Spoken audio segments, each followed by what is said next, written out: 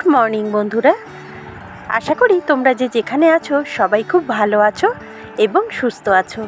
আর এই গরমে নিজেকে সুস্থ রাখাটা একটা বিশাল বড় চ্যালেঞ্জ, তাই না?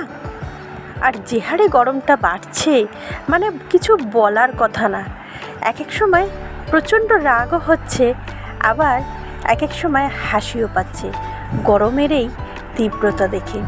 তো যাই হোক, গরমকে উপেক্ষা করে চলো রান্নাবান্নাগুলি সেরে ফেলি।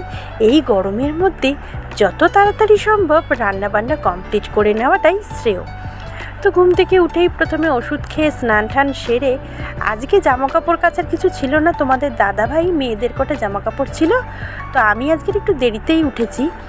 আমি ওঠার আগেই ও কেচে ছাদে মেলে দিয়ে এসেছিলো, তাই আমাকে আজকের আর জামাকাপড় কিছু কাচতে হয়নি। আমি উঠে ওষুধ খেয়ে স্নান সেরে রান্না বসিয়ে দিলাম। ওপাশে ভাত বসিয়ে দিয়েছি, আর এদিকে শাক ভাজাটা তোমাদের সঙ্গে গল্প করতে করতে কমপ্লিট করে ফেললাম। রসুন সম্বার দিয়ে শাক ভাজা করলাম, লাল শাক ভাজা। আর তারপরে আজকে যেহেতু রবিবার, আর সামনের রবিবার গরমের মধ্যে চিকেন খেতে ইচ্ছা করছিল না দেখে আনা হয়নি। আর তাছাড়া সামনের শনিবার যেহেতু ভোট ছিল, ভোটের দিন মাংস রান্না করেছি। দুদিন পর পর মাংস এই গরমের মধ্যে একেবারেই ভালো লাগে না খেতে, তো সেই কারণেই সামনের রোববার আর হয়নি। আর এই রোববার তো নাছোড়বান্দা মেয়েরা, না চিকেন আনতেই হবে। তো সেই কারণে আমি বললাম আর অন্য কিছু এনো না, মাংস আর ভাতই করবো, সঙ্গে একটু শাক ভাজা করেছি। আর পরে একদম লাস্টে মানে এই 12:30 পৌনে 1 নাগাদ একটু আমের চাটনি করেছিলাম। তখন আর ইচ্ছা করছিল না ভিডিও করতে, 5 ফোড়ন সম্বার দিয়ে চিনি দিয়ে আমের চাটনি করেছিলাম। আর রান্না বলতে ভাত, শাক ভাজা আর মাংস। আর ওদিকে মিস্ত্রি দাদারা কাজ করছে। আজকের আর কোনো টিফিন বানাইনি, আজকে ব্রাউন ব্রেড এনেছিল, বাটার দিয়ে সেকে আর কি টোস্ট করে ব্রাউন ব্রেড খাওয়া হয়েছে, সবাই মিলেই খেয়েছি টিফিনে। তো দেখো মাংসটা আমি বসিয়েই দিলাম। মাংসটা তো ধুয়ে ম্যারিনেট করেই রাখা ছিল। আদা রসুন বাটা, একটু লঙ্কার গুঁড়ো সামান্যই দিয়েছিলাম মাংস মাখার সময়। তারপরে পেঁয়াজ ভাজার ওখানে একটু দিলাম, আর হলুদ গুঁড়ো, পরিমাণ মতন লবণ আর সর্ষের তেল দিয়ে মাংসটা ম্যারিনেট করে রাখা হয়েছিল। আর মাংসটা বসিয়ে দিয়ে আমি কড়াইটা পাশের গ্যাসে শিফট করে দিয়ে এই পাশের গ্যাসে দেখো ব্রাউন ব্রেডগুলি সেঁকে নিচ্ছি, বাটার দিয়ে টোস্ট করে নিচ্ছি।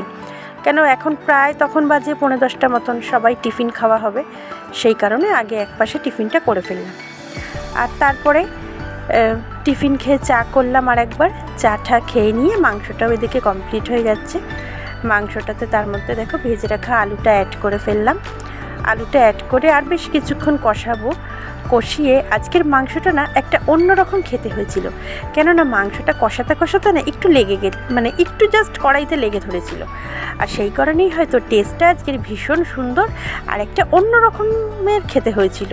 আমাদের বেশ ভালোই লেগেছে। আমার মেয়ে আবার বললো, মা মাংসটা না এবার থেকে যখন রান্না করবেন এরকমই একটু লাগিয়ে রান্না করবে, যাতে কড়াইতে একটু লেগে ধরে, তাতে নাকি মাংসের টেস্টটা খুব বেশি হয়। তো যাই হোক, মাংসটা খেতে আমাদের বেশ ভালোই লেগেছে। তো দেখো এখন মাংস আলু সব সেদ্ধ হয়ে গেছে, গরম মশলা অ্যাড করে ফেললাম, অ্যাড করে নামিয়ে রাখবো। এইবার চলো তোমাদেরকে দেখাবো আমার মেয়ের যে প্রজেক্ট করছিলাম, সব থেকে বড় প্রজেক্ট ছিল এটা, হিস্ট্রি প্রজেক্ট। সরকার সম্বন্ধে প্রজেক্ট করতে দিয়েছিল, সরকার কাকে বলে, গ্রামীণ সাহিত্য ব্যবস্থা, সরকারের কার্যকলাপ, কার্যনীতি কীভাবে সম্পূর্ণ হয়, শহরের সাহিত্য ব্যবস্থা, এই সমস্ত। তো দেখো প্রজেক্টটা 6 দিন ধরে কমপ্লিট করলাম। সমস্তটা পুরোটা আমি একাই করেছি। আমার মেয়ে খালি লাল কালারের সেলোটেপটা কালারিং মেরে দিয়েছিল, আর তারপরে লেখা থেকে পুরোটা এঁকে কমপ্লিট করা পর্যন্ত পুরোটা আমি করেছি। আর এই প্রজেক্ট করতে গিয়ে শরীর খারাপ হয়, ডাক্তার কাছ থেকে ঘুরেও এসেছি। তোমরা জানিও প্রজেক্টটা কেমন হয়েছে আর আজকের ভিডিওটাও কেমন লেগেছে। তো চলো, এতক্ষণ ধরে থাকার জন্য আমার সঙ্গে সকলকে অসংখ্য ধন্যবাদ জানালাম। সবাই খুব ভালো থেকো, সুস্থ থেকো।